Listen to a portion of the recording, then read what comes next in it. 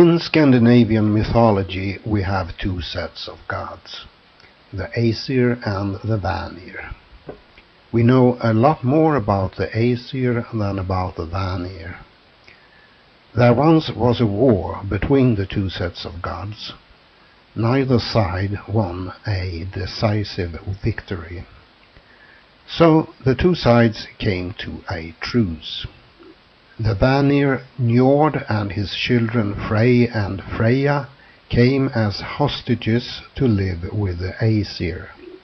After a slight setback that cost the Jotun Mimir his head, we don't really hear that much about the Vanir, except for Njord and his children. We have no origin story for the Vanir.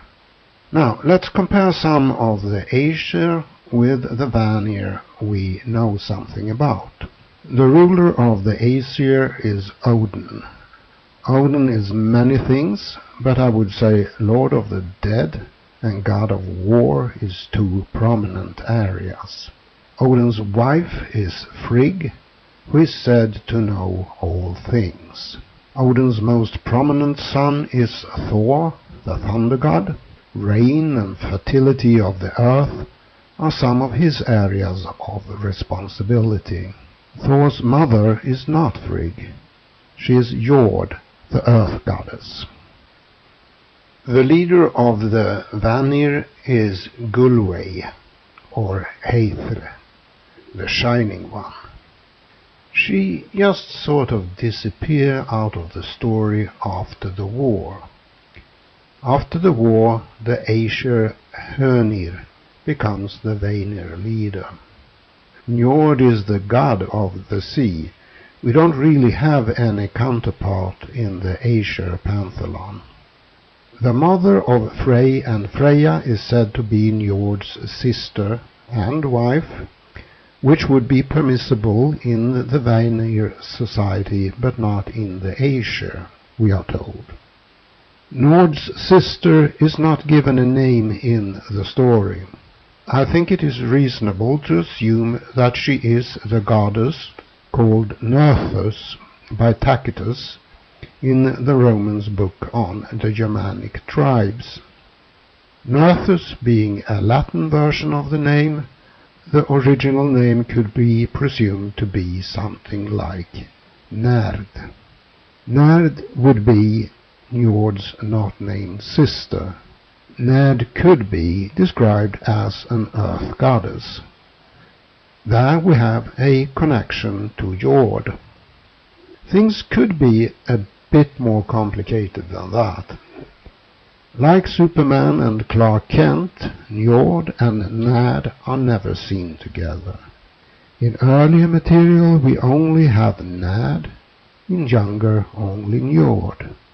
One hypothesis is that Nerd in time takes on a male persona and becomes Njord.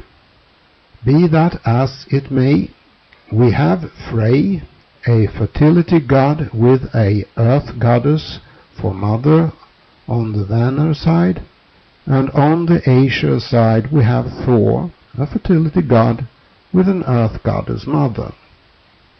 Then we have Frigg and Freya, two very similar goddesses with similar areas of responsibility.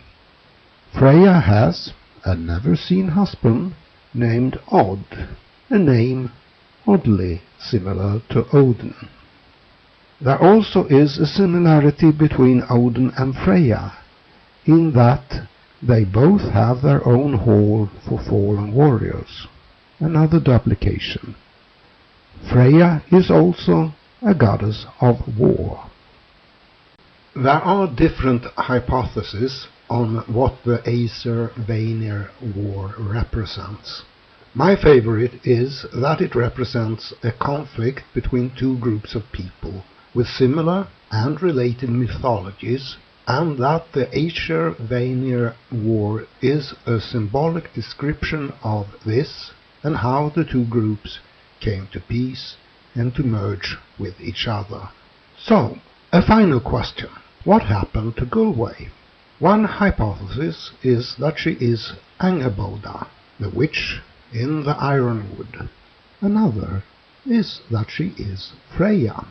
If we consider the Freya hypothesis, it is not unreasonable to think that Freya is Frigg, and that the peace between the Aesir and the Vanir included the marriage between the leaders of each group. That would snap a few loose pieces of the puzzle neatly in place. That would, however, have had to be a very rough start to a marriage, considering that the Aesir tried to burn Gullveig to death 3 times, but she came back each time. Well, that will be all for now. Bye.